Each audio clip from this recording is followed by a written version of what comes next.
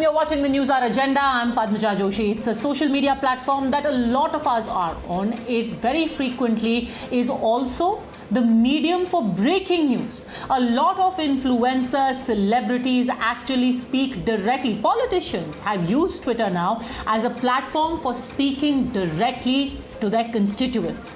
But great power comes with great responsibility. And Twitter has this power because of the kind of user base that they enjoy in India.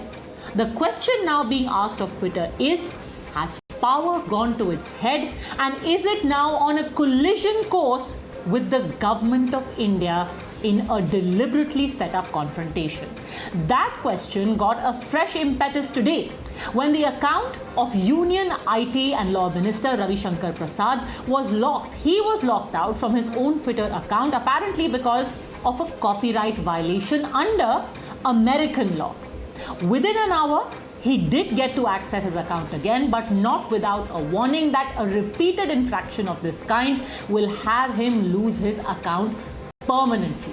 Soon after, there was a clear confrontation where the BJP and members of the government, the IT minister himself, came out to say that this was a deliberate provocation on part of Twitter.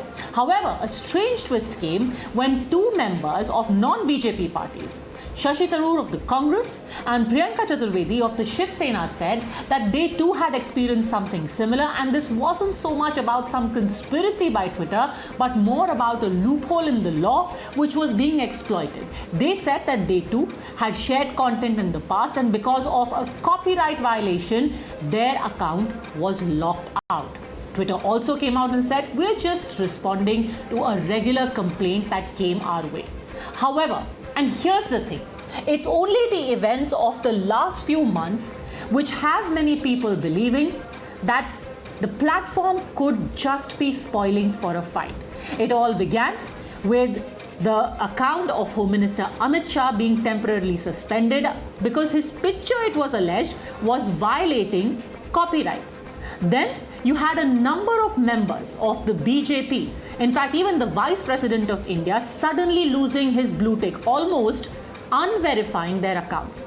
And all of this was directed largely at right-wing handles of senior members of the BJP RSS, Mohan Bhagwat himself. But finally, things came to a head when first Twitter was accused of helping spread disinformation, had an FIR filed against it, when a video of an old Muslim gentleman being beaten in Uttar Pradesh was circulated on Twitter with the false claim that he was beaten because of his religion and he was forced to chant Jai Shri Ram. Twitter was rid of its intermediary status because they refused to submit to Indian guidelines and subsequently had an FIR filed against it as well. With the government and Twitter eyeball to eyeball is Today's episode, Twitter's way of telling the government that they are not backing down without a fight, or is too much being made about the social media company simply responding to a complaint. Twitter once again has not complied with the law of the land. In fact, they have violated the law of the land. I think it is important for those political parties in the opposition who are supporting Twitter, they must know they are violating the law of the land and they need not, as opposition leaders, support them. देश में एक कानून होना चाहिए, चाहे आम हो चाहे खास हो। और वीआईपी कल्चर तो वैसे ही भारतीय जनता पार्टी नहीं मानती। Bharatiya Janata party VIP culture का विरोध करती है। तो जब कोई सवाल आपसे पूछा जाता है तो आप इतना बिलबिला क्यों जाते हैं, ये नहीं समझ में आता है मुझे। You're watching the News Hour at 10, debate number 1 on Times Now, Super Prime Time.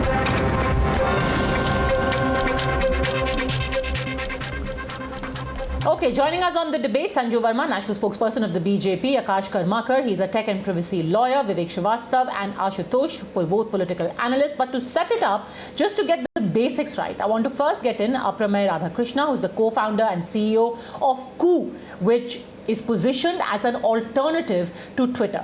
Apramaya, I want to start by asking you, is it natural and legal for a platform to block a user in this fashion? So, as far as Coup is concerned, we try to give complete context of any claimed violation to the user. and intimate the user of the exact violation, which means who has complained, what is their complaint, and what action will be taken against the user, and a chance to contest what the person is saying or accept the claimed violation, right? And give them enough time to go through this and then go ahead with any action that is required, right? And also, when it's black and white, I think it's very, very clear of what action is to be taken, taking down a post or whatever else it is.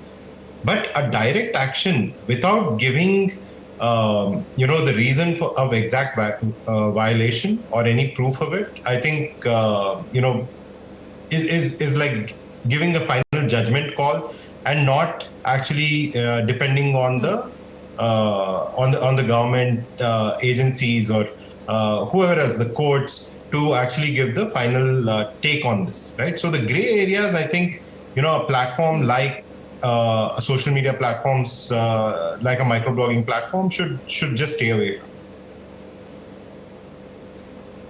So let me ask you very bluntly, do you think what was done with the IT minister's account seems malified because it goes against the principles of natural justice and basic common sense? Well, when it comes to copyright infringement, I think, there's black and white cases and there is gray cases, right? So in the case of black and white, if I take, somebody's logo and just use it as my own, I think that's outright copyright. But if there are cases of gray, as a social media intermediary, we will not take that call. We will ask for the complainant to go and get a black and white notice or, whatever is required to prove that they are right in claiming that it is a copyright infringement, and then only take it down, right? So, so I think there are multiple cases. In this case, I think, especially since it's a democratically elected minister and a verified user on your platform, we would have at least treaded a lot more carefully about this if it happened. So let me ask you this, Ashutosh, as a senior journalist yourself, how do you explain this action? First of all, I would request you that I should not be interrupted by anybody on your panel, because people do interrupt. Two things. First of all, when you go to any app, when you accept any app or you go on any social media platforms, you have to admit that you accept that there are certain conditions, and unless you click that, you don't become a member over there. So I hope Mr. Ravi Shankar Prasad, when he opted for an account on the Twitter, he must have accepted those laws and conditions. So today, if he is complaining, that he should have done some kind of homework earlier. The point number two, which is far more important, because I think this copyright infringement, this is not only about Mr. Ravi Shankar Prasad, this is about all of us. And this is not only about Twitter, but it is about all the social media platforms. Even I had faced certain copyright infringement cases on YouTube, because I'm a regular on the YouTube. And there, they block you, and then they say that there is a complaint against you, and you have to say something. And then you file a review. Once you file a review and you satisfy, then you get your account back, and or the video back. This is the general practice on all the social media platforms. I don't think it could be projected as us versus them, or it should be projected as a nationalism versus Twitter. The problem here is, if you don't like Twitter, leave it. The third point, which is very, very important for me, is because Ravi Shankar Prasad is the law minister, is not just a minister. He's a government, and if Twitter is not following the rule of the law, then it is within your right to put the things back on track. Instead of that, you are complaining कि देखो मेरा तो Twitter handle ये कर दिया, मेरा Twitter handle ये कर दिया. What is this? Three very valid points. Respond to all three of them, Sanju Verma. And before you do, I just want to put in a small caveat. This argument of if you don't like Twitter, if you don't like its behavior, then just leave, is like saying, sir, if somebody is sitting on TV and giving a call to murder, you don't like them giving that call to murder, you stop watching TV. It doesn't work like that. Giving a call to murder goes against the laws of our country, just like locking out somebody without even giving them a chance to respond is in violation of our guidelines. Now, Sanju Verma, respond to the 3 points raised by Ashutosh. Padmaja, I just want to say one very important thing.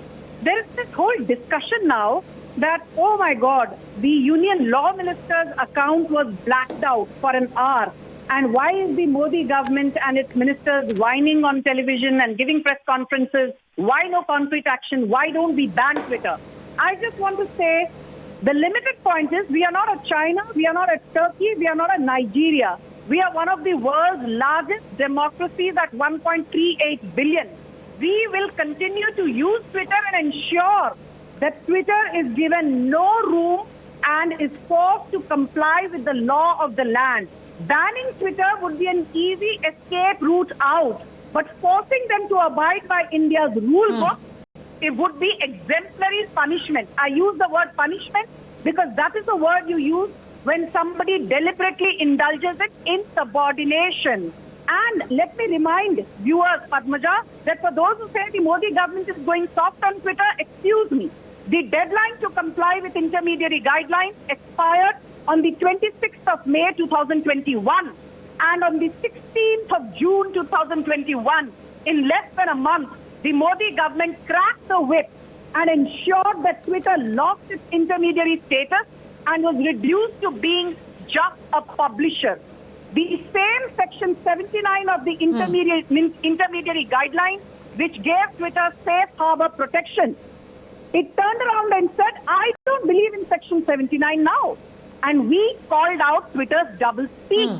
If you believe in Section 79 when you got safe harbor protection, you better believe in Section 79 now. And based on that, you have lost your intermediary status. You're now liable for any spurious content on your platform. That is what we told them. They will now be forced to appoint a nodal officer, a chief compliance officer, a resident officer, a grievance officer, and also formulate an internal complaints committee as per the Sexual Harassment at Workplace Act of 2013. Look at what Manish Maheshwari has done to himself. Let me come back to you with 2 points made there. Twitter One, India, that when action was taken, everyone cried wolf and said, oh my God, India has turned into a dictatorship.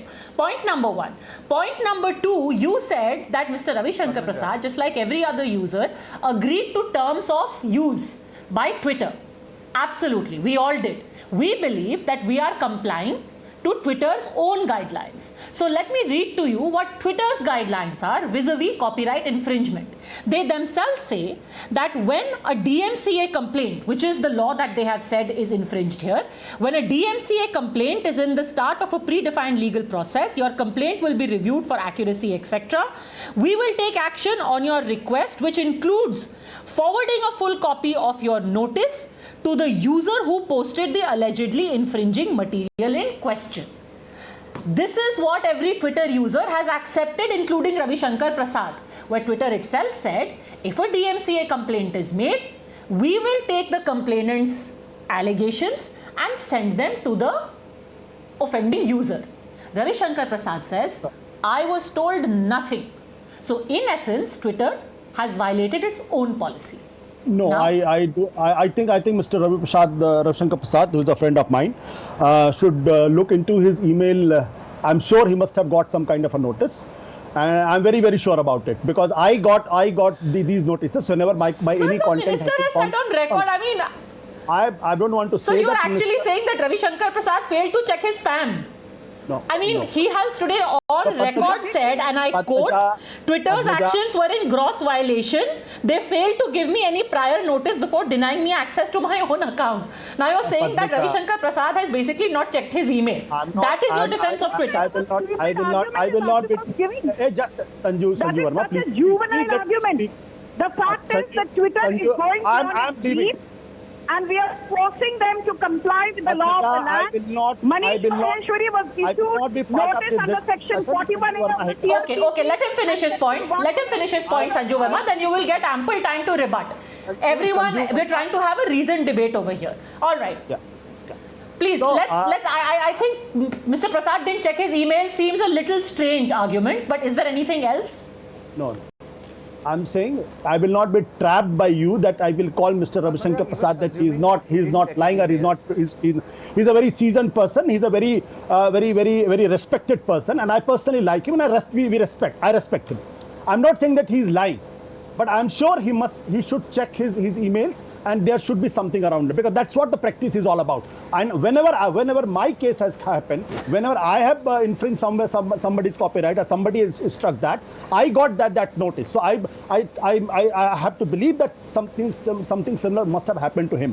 Now it's up to him what is in public domain, what is not in public domain. The point number 2, which is very important for me, is that if BJP thinks and the government thinks that Twitter is a habitual offender, since 2014, it's not that the Twitter is not following India's rule just within the last 3-4 months. They are not following India's rule for the last 6-7 years, 8 years since they are here. As a matter of protest, I'm just requesting the BJP person, as a matter of protest, can they withdraw from the Twitter? Enough is enough. There's enough disrespect has been shown to the India's vice president. Disrespect has been shown to the India's law minister. Sir, YouTube locked your account. Have you left YouTube? This is the same argument. YouTube locked your account. Have you left YouTube? Yeah, Padmaja, I did not cry. I contested it legally. Padmaja, I did not I'd cry. really like to come here in the here. government is crying. But you were allowed to contest. That's the whole argument. The parallel is you were given an opportunity to contest. Here there are people who were given no opportunity to contest. Why go far back? Last month, Venkaiah Naidu, the Vice President of India, lost his blue tick. He was given no opportunity to contest. Mohan Bhagwat lost his blue tick. He was given no opportunity to contest. Padmaja, let me tell you also. They were lucky enough to get their account back in an hour. I had to contest, fight, and then I got back. But I did not cry. Because there is a Lal Batti syndrome here. I'm a minister. How Sir, dare if you complain about somebody's high-handed behavior, I'm not entirely sure that's known as crime. Then everyone lodging an FIR would be accused of crying as well. Let me now open this up and please bring in Akash Karmakar and Vivek Srivastava as well. Akash Karmakar, yes. You agree that there is no infringement of law? Because it's not just Twitter's own user policy, but just a second, also the Intermediary Guidelines and Digital Media Ethics Code, Rule 4.8 of the Intermediary Guidelines and Digital Media Ethics Code, which apparently has been violated. Doesn't this make for penal action? Akash Karmakar. I'm so glad you set that context, and thanks so much for that, Padmaja, and thanks for setting the context. Now, factually speaking, there are 3 things I'd like to point out. Firstly, from an apparent reading of 4.8 of the rules, which is the specific provision which you mentioned, that does not appear to be a breach of applicable law. Now, Twitter may have indeed breached its policy if what you say is true, and the Twitter policy itself states that we will forward a copy of the DMCA notice, and it has not done that. However, when you line this up with the context of the law actually provides for the ability for an intermediary, much like Twitter, and of course now it's contested whether it is an intermediary or not. But let's assume that it is an intermediary and it is supposed to be abiding by these guidelines. No. Under extant law, the intermediary has the ability has the ability to actually notify under 4.8a, right? It has the ability to notify you that it's taking down the content. Under 4.8b, it has the ability, and I'll quote the law, it says it has to provide the user a reasonable opportunity to dispute the action being taken by such intermediary and request for the reinstatement. Now, if it says and request for the reinstatement, it automatically assumes that you've taken down the content. Now, earlier on, the BJP spokesperson, I'm so sorry I didn't catch your name, had mentioned that Section 79 is what they violated. Sanju Verma. Now, if I can just reset the context here, Section 79 came in, thanks so much. Section 79 came in the year 2000 and it was amended in 2008. It was under the IT Act, which is the parent legislation. What Section 79 does, as you said, is it provides a safe harbor. It says that an intermediary is nothing but a conduit which allows for information to pass through to particular users. It does nothing to actually change or modify that information, and if it does so, if it meets these criteria, it will not be liable because it actually performs the function of being a pure plain vanilla conduit. The 2021 intermediary rules actually moves away from that position, saying you must actually ensure that you have implemented n number of diligence measures, and only if you actually qualify and you have actually ticked all of those boxes, meet all of those milestones, will we allow you to continue being an intermediary. So here actually you have forced Twitter's hand. You have said that Twitter must in fact Yes, finish your point. Sorry, You're so finally just to coming to the continue, point. Please finish it. What's Akash. happening here, here what we are seeing is Twitter is, you're forcing Twitter's hand. Under 3(1)(b) of the same rules, you're saying that under any applicable law, if there's a violation, you will go ahead and take down that content. Now, the drafters of this legislation, which is this very government, had the opportunity of saying that they would possibly, or they could have Mr. actually Karmakar, framed nobody this in a is slightly disputing more that you have specific told manner. Twitter. You have told Twitter to take action against content which is found in violation of the law. The question here is, can they do it without giving prior notice? That was my limited point. They did not give prior notice, and that is where it all hinges. Yes, they are saying it is done on somebody's complaint, but nobody right now in the country knows who complained. Hang on. Who complained? So you don't have to seek consent and provide prior notice saying we are warning you, will take it down. As soon as I take down your content, I'm able to at the same time inform you. It's not a consent requirement, it's a notice. So Padmaja, hypothetically tomorrow you could wake up in the morning and see your Twitter account suspended with a notification to you, but they don't need to inform you prior to actually taking down that particular content. In fact, the law, if you read it carefully, and the devil lies in the details, as it always does, very clearly states that you're able to actually take down the content first, and after that, so Mr. Prasad was allowed to respond after the action had been taken and he was reinstated. Sanju Verma. That is pretty much is the devil in the detail of the law. Okay. I don't know whosoever this Akash, whoever he is. I just want to say one thing. It's very, very he's a smart tech and privacy lawyer, Akash Karmakar. Yeah, it's very smart of people like him to come here and say, Twitter can do this, Twitter can do that. Excuse me. First and foremost, he started with a wrong assumption. He said, let us assume for a minute that Twitter still is an intermediary. No. Twitter ceased to be an intermediary on the 16th of June, 2021. Please get that loud and clear and come on. Are you suggesting that they're no longer bound by the laws? Now listen to me. Padmaja, don't allow him to interrupt me. I didn't interrupt him. Have we now courtesy to listen after you engaged in a monologue? Twitter India operates in India, Padmaja. Twitter India operates in India through a company called Twitter Communications Private Limited, which is registered with the Ministry of Corporate Affairs since the 20th of February 2013. By virtue of simply being registered with the MCA, Twitter cannot be a kingdom unto itself. It has to follow every Indian law, be it the Income Tax Act, be it paying service tax, be it paying TDS, be it complying with Section 79, Rule 3(1)(d), Rule 4, or Rule 7 of the Indian IT Act. Point number 2. Those who say that only the court can issue a takedown notice and the intermediary status is sub judice, excuse me. If you look at the history of Supreme Court judgments, Padmaja, Supreme Court has rarely taken down a policy decision by the union government.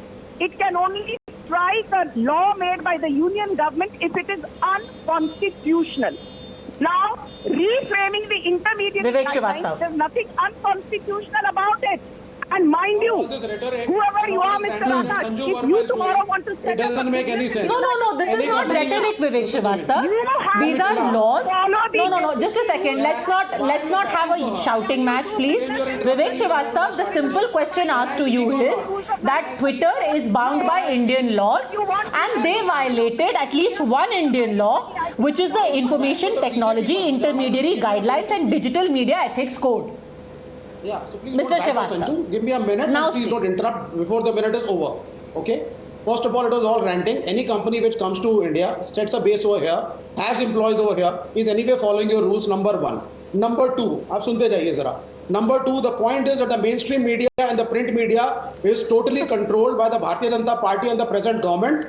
We have seen it, Absolute and many rubbish. cartoonists and many journalists. I said 1 minute. I've taken Absolute it. rubbish. Who were speaking against the BJP government and the Prime And yet Minister here you are. had to And leave yet their here you jobs. are, Mr. Had to leave their Srivastava, jobs. being Had to given leave their a jobs. platform by this so-called controlled mainstream that's media. okay, but I'm telling What a you. facetious But we example. have- Come on, move on, do but better. We have the examples. Move on. We have the examples of Ajit Anjum. Whether We have the media is examples of controlled Punya Prasoon or not, Vajpayee. We have the examples of Vishal Sharma. I am not here to and discuss Mansoor. individuals, and I am not here to try and fend off these very baseless personal attacks. Please come to the point of the law, sir. If you have read the law, then come to the point of law. Yes. Now let me speak. Twitter Let me cannot speak. be Don't interrupt. Just a There are second. two people talking at Sanju the same Verma, time. let Why him don't you- respond. Yeah. Fine. Yes, So two now, people as are far as the talking law is because you're not concerned, coming to the point and you're just social making media- baseless assumptions. No, absolutely not. You have no business to call me baseless. I can call your anchoring baseless. So let's not go into that debate. Let me speak for a minute. Now the fact is, the Well, government you and the started BJP. off with a very personalized attack about how everyone is controlled. So let's not even go in that territory. This is not about you. You are not the story. Neither am I. Go on, talk about the law, please. I'm going to give you 1 more minute to talk about the law. Otherwise, I'm going to have to mute you. Go on. Thank you. Thank you.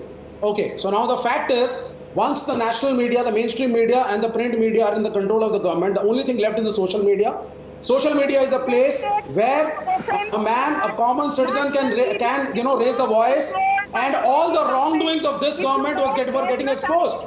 So the government wants to control the social media and Twitter. They were very happy when the Prime Minister was getting popular with so many followers. They were not speaking, and now suddenly this is a wrong move. This is just like an undeclared emergency. And by the way, this minister who has been a law minister, he has been an information broadcasting minister. आप चोरी क्यों करते हैं? आपको copyrights का पता नहीं है? Don't you know that you are giving a bad name to the country? आप उठा करके I किसी का don't कुछ even भी see अपने I don't Twitter even see handle where पे this is डालते going. हैं। Clearly, you do not want to talk about the law at all. So I'm going to have to go on to a more sensible issue. May I want to bring you back in. What really stood out in today's discussion was that we were told that the minister has been blocked under American law. Is it usual for an Indian user to be penalized under another country's law? So I'll give you a very practical example. So we've gone live in Nigeria as well. If we go and block some account in Nigeria by stating the laws of India, they will not accept it for sure, and we will not even do that, right?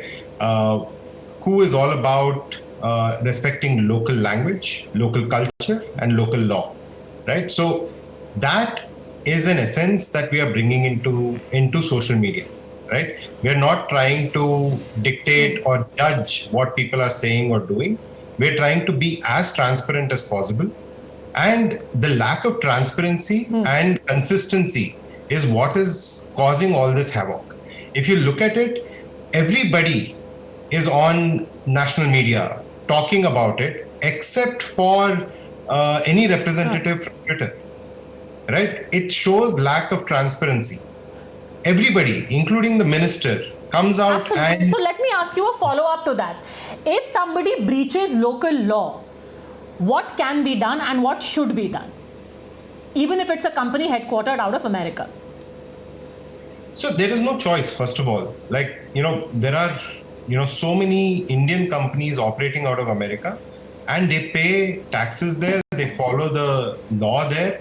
If anybody doesn't follow the law of a foreign land, an Indian company, they will not be allowed to operate. So that is basically what it is. And of course, because we come from a very accepting background, we say Atiti Devo Bhava as an Indian, right? So we are very welcoming. We want people to come. I think Twitter does a great job of connecting us to the globe, while we at Coup do a great job of connecting India deeper with local languages and local culture.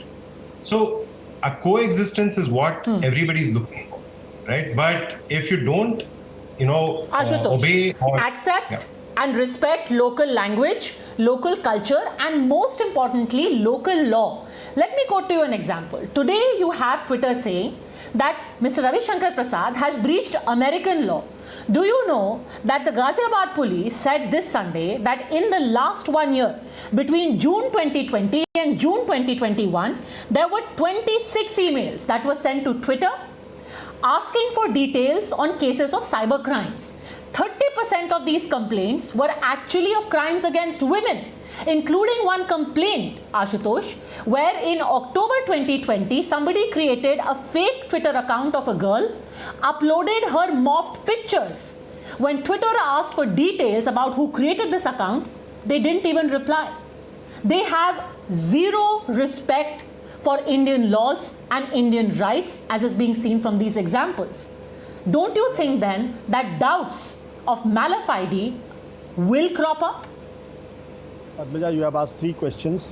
First of all, you ask about American laws. I'll request all these people who are on the Twitter and the different social media platform, they should not have given their consent that they will follow these rules and regulations. You have given your consent to follow them. Why did you not cross-check them at that point of time? Sir, they are not following the same policies we consented to. I'm quoting to you how Twitter is not following its own policy. Padmaja, let me complete. I'm not a spokesperson of the Twitter out here. Okay, I'm saying you have given your consent. If you had not given your consent, your account would not have been there. Simple. So you consented, point number one. The point number two, to say that the Twitter doesn't follow the rule of this country. It's a great, it's a kind of comment on the Indian judicial system. The sub company, a big global company, is operating in this country for the last 13-14 years without following the rule of the law. If they are not following rule of the law, what is Modi government is doing since 2014? Did they allow somebody to violate the rules? They just took away the intermediary status. No, and then we were called Nigeria. Padmaja, I'm still waiting the law minister and the government to come out on record to say that they have withdrawn the intermediary status of that Twitter. Not one minister has said that. It's all a source-based story, and I still believe you cannot withdraw intermediary status because you cannot buy status in What citizen. exactly are you trying to allude? What exactly are you trying to allude to? Are you saying any multinational can set up shop in India and not abide by the Indian rule book? Are you saying that Section 79 of the Indian IT Act set up in 2000 is something that Twitter should blatantly violate? According to the government of India, Twitter is a habitual offender. According to the government of India, yes, Twitter is a habitual offender. But we are vibrant democracy. We will ensure that they follow the Indian rule book. They set up a compliance officer. Sanju Verma is in a habit of killing others. Resident officer. I'm sorry, I will not indulge in this. They formulate an internal complaint committee. We will ensure that Twitter comes down to its knees and abides by Indian law book. By simply banning Twitter, I am going to ask the final question to Apramaya Radhakrishna again. Apramaya, what do you make finally to everyone who says that instead of kicking up this huge fuss about Twitter did this, you are muzzling me, etc., just get off Twitter because you have accepted their terms or conditions, so stop whining. Well, I think avoiding monopoly is very important. There should always be a choice for people to move. And India has great talent. Who is an example of it? We've taken an India first approach. We're enabling voices of India which have never been heard on the internet and connecting India deeper, right? So we'll do that country by country. And then finally go global. Little bit of patience and we will connect the globe as well, right? So I think at the end of it, if you allow any company to become a monopoly, they will behave in a certain way, right? So I think very, very good competition in every field is very important. And so does microblogging, right? So I think, people should have choices. And Ku is one of them, and hopefully we should be able to attract all the users who are not so happy. Well, that was very succinctly put, Apramaya. I was expecting more of a rousing call to leave Twitter and come to Ku. We are waiting. Anyhow, we'll leave it at that. Thanks very much for having joined us on Debate One. But like we said, ultimately it is about not just having the freedom to express yourself, but also ensuring that every platform adheres to Indian law. Thanks very much for joining me, all gentlemen and Sanju.